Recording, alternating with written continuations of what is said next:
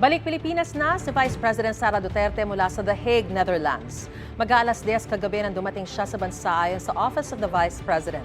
Sabi ng OVP, nasa magsasalita ang bise tungkol sa ilang mahalagang issue sa mga susunod na araw. Nang makausap ko ang bise nitong Sabado, sinabi niyang nung Biyernes, hindi na siya umaasa na makakakuha ng hustisya para sa ama mula sa pamahalaan ng Pilipinas. Pero pwede aniyang makabuo ng batas o mga panuntunan para hindi na ito maulit sa sinumang Pilipino. Sinusubukan pang puna ng pahayag ang Malacanang tungkol dito. Si dating Pangulong Rodrigo Duterte ay nahaharap sa kasong Crimes Against Humanity sa International Criminal Court. Samantala, naglunsad ang bayan muna ng kampanyang White Ribbon, Duterte Panagutin.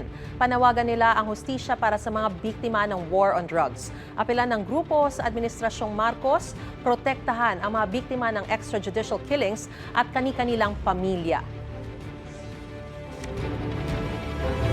Gusto mo bang mauna sa mga balita? Mag-subscribe na sa GMA Integrated News sa YouTube at tumutok sa unang balita.